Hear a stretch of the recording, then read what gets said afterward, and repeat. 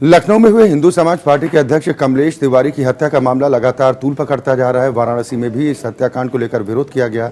हिंदू युवा शक्ति के कार्यकर्ताओं ने प्रदेश सरकार की कार्यशैली से नाराज होकर बीएचयू गेट से रविदास गेट तक एक पैदल मार्च निकाला। प्रदर्शन कर रहे हिंदू युवा शक्ति के कार्यकर्ताओं ने आरोप लगाया कि प्रदेश की योगी सरकार राज्य को चला पाने में असमर्थ साबित हो रही। राज्य में कानून व्यवस्था की स्थिति दयनीय है, अपराध लगातार बढ़ते जा रहे हैं और लोगों को दिन दहाड़े मौत के घाट उतारा जा रहा है। कथाकथित तौर से योगी सरकार कहती रही कि हम गुंडा राज को खत्म कर रहे हैं, परंतु आज भी यह गुंडा राज कायम है। दिन दहाड़े लोगों की निर्मम हत्याएं हो जा रही हैं और सरकार के कानों पे जू तक नहीं रेंग रहे। वाराणसी व्यापार मंडल के पदाधिकारी डीआरएम कार्यालय स्थित एडीआरएम का घेराव करने पहुंचे। एडीआरएम का घेराव कर रहे व्यापारियों ने बताया कि गुरुवार को व्यापार मंडल के महामंत्री प्रमोद अग्रहरी इलाहाबाद हाईकोर्ट जाने के लिए कैंट स्टेशन पर बने बुकिंग काउंटर पर पहुंचे, जहां पर उन्होंने इलाहाबाद जाने के लिए एक टिकट खरीदा। बुकिंग काउंटर पर बैठे कर्मचारी ने प्रमोद अग्रहरी से मिले 100 रुपए का नोट लेने के बाद बचे हुए 30 रुपए नहीं लौटाए। इस बात को लेकर बुकिंग क्लर्क और प्रमोद अग्रहरी के बीच में तीखी नोकझोंक हुई। इस नोकझोंक के बाद बुकिंग क्लर्क 4 लोगों के साथ बाहर आए और प्रमोद अग्रहरी के साथ अभद्रता करते हुए उनसे 600 रुपए छीन लिए, जिसके विरोध में व्यापारियों ने एडीआरएम का घेराव कर संबंधित बुकिंग क्लर्क के खिलाफ कार्रवाई सुनिश्चित करने की मांग की। प्रदर्शन करते हुए व्यापारियों और जीआरपी प्रभारी के बीच भी नोकझोंक देखने को मिली। हमारे व्यापार मंडल के शहर के महामंत्री प्रमोद अग्रहरी के साथ टिकट लेते समय 70 रुपए की टिकट का 100 रुपया ले लिया। 30 रुपया मांगने पर उसने अभद्रता की और गाली दी और उसके बाद जब इन्होंने कहा तो वो बाहर निकल के उनका कॉलर पकड़ के उनको मारा और कहा कि सब कोई मिल के मारेंगे, नहीं तो यहाँ से भाग जाओ, और 600 रुपया भी ले लिया। हाई कोर्ट में उनकी तारीख थी, वो चले गए। कल जब आए हैं तो आज हम लोगों ने एडीआरएम का यहाँ घेराव किया और उनके निलंबन एफआईआर की मांग की। दोनों मांग हम लोग की पूरी हो गई है। तत्काल प्रभाव से उनको निलंबित भी कर दिया गया है कि कार्रवाई भी हो रही है और एफआईआर की कॉपी भी जीआरपी थाना अध्यक्ष ने ले ली है। हमारा सरकार की तरफ से ये कर्तव्य बनता है कि हम आपको अच्छी और सुखद सेवा दें, आपका अनुभव सुखद रहे। ये हमारी तरफ से कोशिश रहेगी। अगर एन केन कोई भी बदतमीजी करता है, तुरंत उसकी रिपोर्ट हम तक अगर उसकी जानकारी पहुंचती है, तुरंत कार्रवाई होगी। और अपनी तरफ से हम ये भी कोशिश करेंगे, कुछ ट्रेनिंग प्रोग्राम भी चलाएंगे। उनको जाके काउंटर पे उनको काउंसिल भी किया जाएगा कि किस तरीके से अपने कस्टमर से बात करनी है, किस तरीके से उनसे डील करना है। तो उम्मीद है इतना करने के बाद इन सारी शिकायतों पे थोड़ी रोक लगेगी। उधर सिगरा थाना इलाके के लल्लापुरा क्षेत्र में दुकान से मोबाइल फोन चोरी करता एक शख्स सीसीटीवी में कैद हो गया। सीसीटीवी में साफ दिखाई दिया कि एक युवक दुकान संभाल रहे व्यक्ति को बातों में फंसाकर कैसे मोबाइल फोन पर हाथ साफ कर देता है। ये मामला लल्लापुरा इलाके के शिवम एंड कंपनी के नाम की दुकान का है। इस घटना के बाद दुकान के मालिक ने सिगरा थाने में रिपोर्ट दर्ज कराई। काउंटर पे मोबाइल रखा था, कोई लड़का टोपी और गमछा लगा के आया था, लेके चला गया। कैमरा में कैद हुआ, लेकिन उसका चेहरा ही नहीं दिखाई दे रहा है, काला काला आ रहा है, कुछ समझ ही नहीं। और अगली खबर वाराणसी सटे चंदौली के डीडीयू नगर की, जहां पर एशिया की सबसे बड़ी चंदासी कोयला मंडी में मामला हुआ। दरअसल 1.5 करोड़ जीएसटी घपले का मामला थमने का नाम नहीं ले रहा।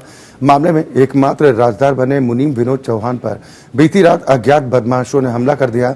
इस हमले में मुनीम विनोद चौहान को काफी चोटें आई। आपको बता दें कि मामले में व्यवसायियों की ओर से अपने ही मुनीम के नाम से फर्म बनाकर उस पर करीब 1.5 करोड़ रुपए की जीएसटी बकाया करने का प्रकरण सामने आया था, जिसमें मुनीम विनोद चौहान को जेल जाना पड़ा था। जमानत पर छूट कर आए मुनीम विनोद चौहान ने जब पुलिस अधीक्षक से मिलकर व्यवसायियों के इस काले कारनामे की हकीकत बताई तो मामले की जांच सीओ सदर को सौंप दी गई। सीओ सदर की जांच में सामने आया कि बड़े कोयला व्यवसायी ने मुनीम विनोद चौहान की आईडी पर फर्जी फर्म बनाकर अपना व्यापार किया और जीएसटी जमा नहीं की। मुनीम का आरोप है कि कोयला व्यवसायी उसकी हत्या करा देना चाहता है। आज मैं घर से खाना खाने के बाद मंदिर पर गया था पर्दा और शटर गिराने के लिए, और उसके बाद फिर मेरे पर हमला किया गया है। वो विशाल लोगोता के आसपास के लोग हैं और उनके ही संगी हैं जो मुझे जान से मारने की कोशिश कर रहे हैं, क्योंकि मैं एक लौता ऐसा गवाह हूँ जो कि विशाल लोगोता के खिलाफ मैं हर एक चीज़ जानता हूँ। उन्होंने 5 सालों में कितनी फर्जी फर्में चलाई हैं सब मुझे पता है। इसके बारे में मैंने सीओ साहब को भी अवगत कराया है।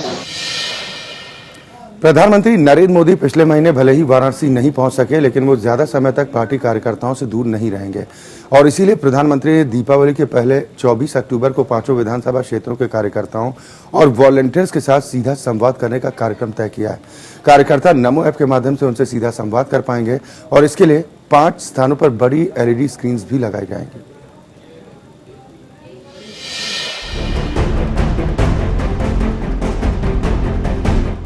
वाराणसी के सांसद और देश के प्रधानमंत्री नरेंद्र मोदी दीपावली से पहले अपने संसदीय क्षेत्र के कार्यकर्ताओं और वॉलंटियर्स से सीधा संवाद करेंगे। उनका यह कार्यक्रम पूरी तरह डिजिटल होगा। प्रधानमंत्री नमो ऐप और शहर में लगी 5 स्क्रीन के माध्यम से काशीवासियों से सीधे जुड़ेंगे। बीजेपी प्रदेश सह प्रभारी सुनील ओझा के मुताबिक ये आयोजन प्रधानमंत्री का जनता से जुड़कर उन्हें दीपावली की बधाई देने के लिए किया गया है। पिछले साल भी प्रधानमंत्री ने वाराणसी के कार्यकर्ताओं और वॉलंटियर्स से दीपावली की पूर्व संध्या पर संवाद किया था और उन्हें दीपावली की बधाई दी थी। बीजेपी नेताओं का मानना है कि पीएम के इस तरह संवाद करने से कार्यकर्ता जोश में भर उठते हैं और इसका असर पार्टी और संगठन के कामकाज पर दिखाई देता है। मोदी जी ने इसके पहले भी एक सभी कार्यकर्ताओं के साथ संवाद किया था और वो संवाद बहुत सफल हुआ। उनके साथ बातचीत करके कार्यकर्ताओं को वो बहुत कुछ मिला था और इलेक्ट्रॉनिक मीडिया में भी वो चला था, इसलिए बाकी लोगों को भी काशी के संदर्भ में और देश में क्या हो रहा है, काशी के सांसद क्या कर रहे हैं, उसकी स्पष्ट रूप से भूमिका सामने आई थी। खबरों के मुताबिक पीएम मोदी 24 अक्टूबर को दोपहर बाद करीब 4:30 बजे नमो ऐप के जरिए काशीवासियों से सीधा संवाद करेंगे। इसके लिए शहर भर में 5 जगहों पर बड़ी स्क्रीन भी लगाई जाएगी। Bureau report.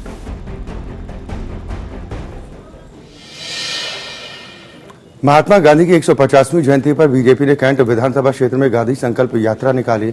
लंका स्थित मदन मोहन मालवीय की प्रतिमा से शुरू हुई यात्रा का नेतृत्व बीजेपी प्रदेश सह प्रभारी सुनील ओझा और कैंट विधायक सौरभ श्रीवास्तव ने किया।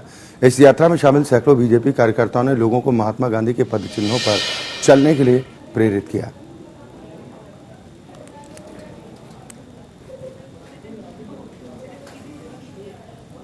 गांधी संकल्प यात्रा निकाली गई। लोगों में जागरूकता फैलाने के मकसद से संकल्प यात्रा का आगाज किया गया और इस यात्रा के माध्यम से लोगों को अपील करने की कोशिश की गई कि महात्मा गांधी के पद चिन्हों पर चला जाना चाहिए।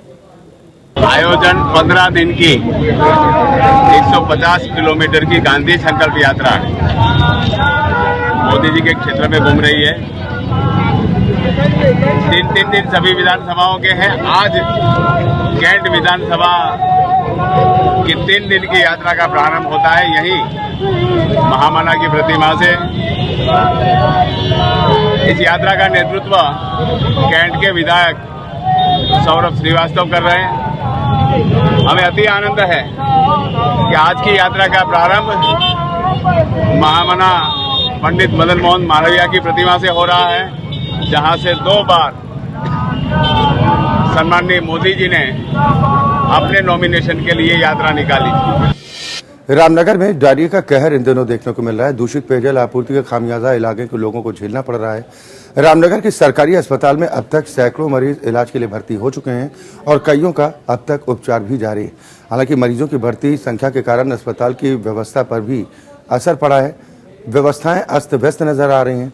आलम यह है कि बरामदे में भी बेड लगाकर मरीजों का उपचार चल रहा है।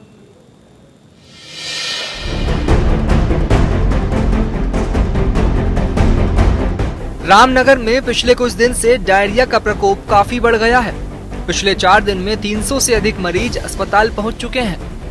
अस्पतालों में बढ़ती तादाद के कारण बरामदे में बेड लगाकर मरीजों का इलाज किया जा रहा है। हमारे बच्चे की मतलब तबीयत खराब है, उल्टी दस्त होता है, ये हो रहा है। बरामदे में है इस समय, अंदर बेड नहीं खाली का सर। क्या परेशानी हुई है? उल्टी दस्त हो रहा है। तो कहाँ पर है इस समय आप लोग? रामनगर लगे थे। तो कहाँ बरामदे में है आप लोग के? अब जहाँ मिलेगा व्यवस्था वहीं रहेंगे। तो आराम हुआ है? अभी तो नहीं आराम।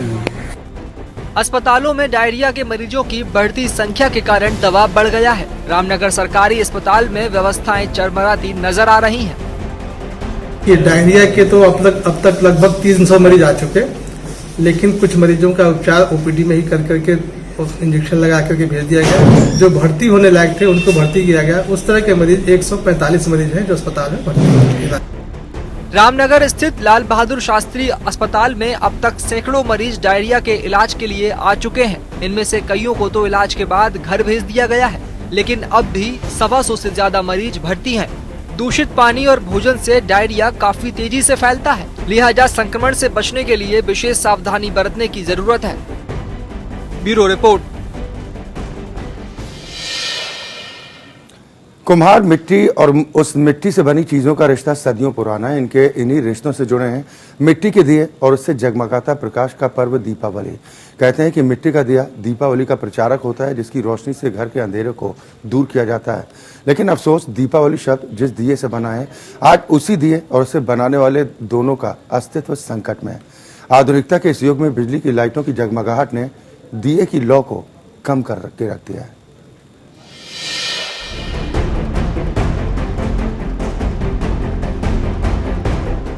आधुनिकता के इस दौर में पुरानी परंपराएं खत्म होती जा रही हैं। मिट्टी के दियों की जगह अब रंग बिरंगी लाइटों ने ले ली है। झालरों की रोशनी के आगे दियों की चमक मंद पड़ती जा रही है। इसका असर रोजगार पर भी पड़ा है। मिट्टी के दिए और बर्तन बनाने वाले कुम्हार और उनकी कला आधुनिकता की चकाचौंध में कहीं गुम होते जा रहे हैं। स्थिति ये है कि इन्हें 2 वक्त की रोटी जुटाना भी मयस्सर नहीं हो रहा है। फुलवारिया स्थित कुम्हारपुरा इलाके में रहने वाले कुम्हार परिवारों के बुजुर्ग तो किसी तरह से कांपते हाथों से इस परंपरा को निभा रहे हैं, लेकिन युवा पीढ़ी अब इससे दूर होती जा रही है।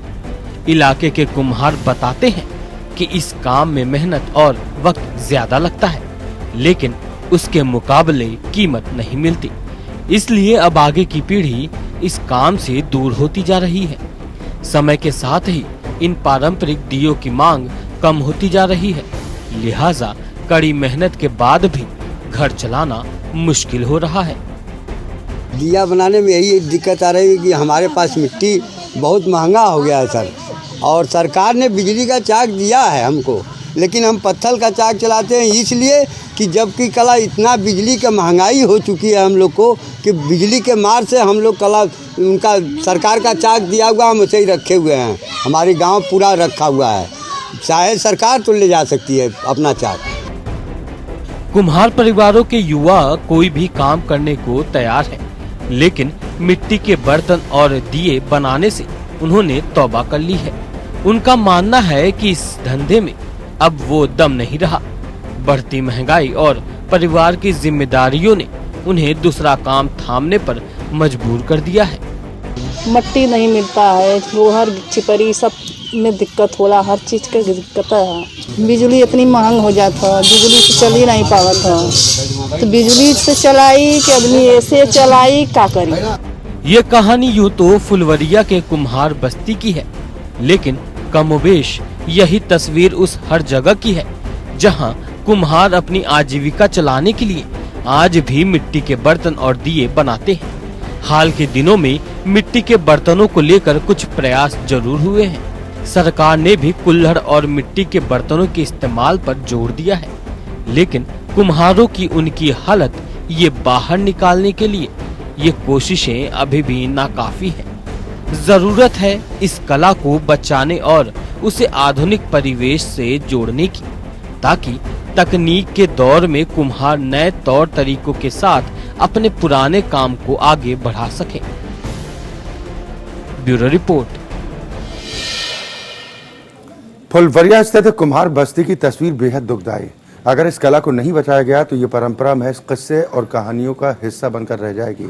सदियों पुराने मिट्टी के दिए दीपावली पर्व पर ढूंढने से भी नहीं मिलेंगे, और इसीलिए हमारी गुजारिश है कि इस दिवाली पर कुम्हारों के हाथों बने दिए आप जरूर खरीदें, ताकि ये परंपरा भी जीवित रहे और आपकी छोटी सी मदद से किसी का घर भी दिवाली के मौके पर रोशन हो जाए।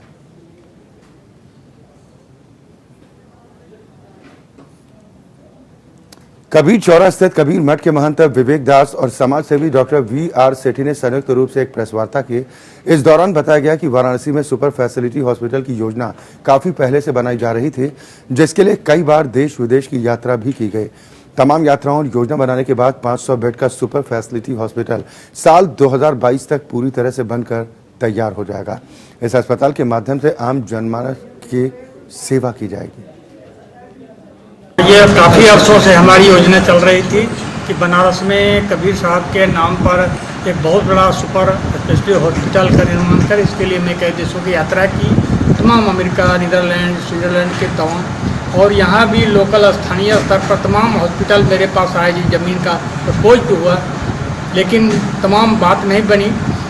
पिछले साल सेठी साहब से मुलाकात हुई है, उन्हें कबीर साहब के नाम पर भक्ति और भाव दिखाया, इनके आदर्शों को दिखाया कि नहीं, हम कबीर साहब के नाम पर सेवा करना चाहते हैं, क्योंकि हम मुस्लिम कंट्री में रहते हैं, इसलिए हमारा इनका अनुबंध हुआ। और मुझे लगता है कि बनारस के लिए सबसे बड़ा, क्या देश के लिए एक बड़ा काम होगा जहाँ ये हॉस्पिटल के निर्माण कर रहे हैं। बोलने को काशी लोग को मैं आपको धन्यवाद करूँगा, क्योंकि आप तो मोदी को सिलेक्ट किया, उसको प्राइम मिनिस्टर बनाया, अब देश को बदल करता है, इसके लिए थैंक यू कहने के लिए आपको आदरणीय Swami ji has given me the land and I am very happy that Sant Kabir's name will make the hospital of 500 bed a super specialty hospital within whatever the stipulated time.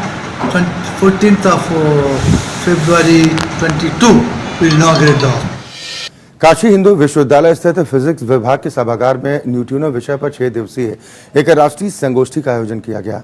संगोष्ठी के विशिष्ट अतिथि ब्रजेश चंद्र चौधरी ने बताया कि ब्रह्मांड में अरबों खरबों कण लंबी लंबी यात्राएं करते हैं, इनमें से एक कण का नाम न्यूट्रिनो है। रोचक तथ्य है कि कोई भी इसका रास्ता नहीं रोक पाता, और यही कारण है कि वैज्ञानिकों को इसके बारे में जानने की विशेष उत्सुकता रहती है, क्योंकि उनका विश्वास है कि इसके द्वारा अंतरिक्ष से संबंधित विभिन्न प्रकार की जानकारियां हासिल की जा सकती हैं। अभी इस सर्वव्यापी कण के बारे में काफी कम जानकारियां लोगों के पास।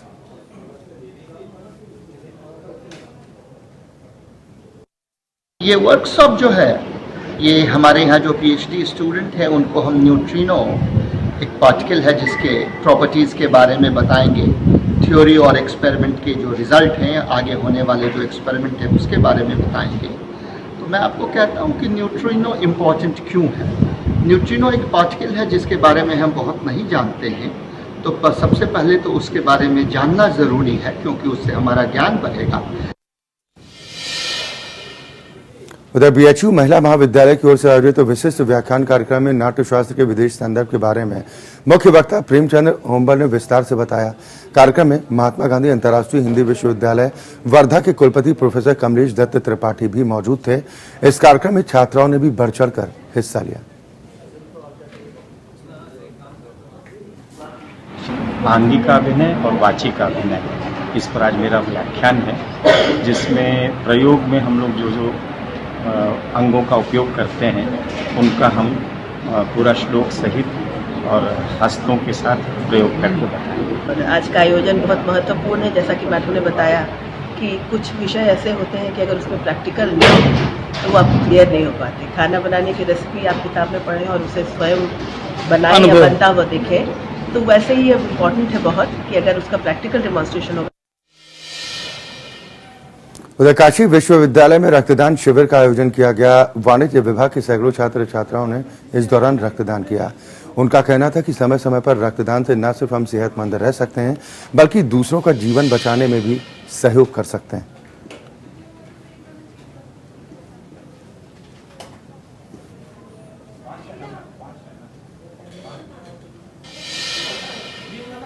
उधर वीकेएम विद्यालय परिसर में अंतर्राष्ट्रीय पोएट्री फेस्टिवल का आयोजन किया गया। पोएट्री फेस्टिवल में देश के विभिन्न हिस्सों से पहुंचे कवियों ने कविता पाठ किया।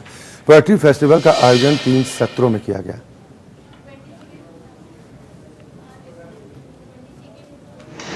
ये अंतर्राष्ट्रीय पोएट्री फेस्टिवल आयोजित किया जा रहा है। इसमें देश विदेश भारत के विभिन्न कोनों से अतिथि आए हुए हैं और ये अपनी कविताओं का पाठ करेंगे। इसमें आप देखेंगे कि हर तरह के थीम को कवर किया गया है। ये सेशन उधर बलानाना स्थित श्री अग्रसेन कन्या पीजी कॉलेज में BA first year freshers party का आयोजन किया गया, जिसमें छात्राओं ने एक से बढ़कर एक सांस्कृतिक कार्यक्रमों की प्रस्तुतियां दी। इस कार्यक्रम के दौरान मौजूद लड़कियों ने तालियां बजाकर हौसला अफजाई की।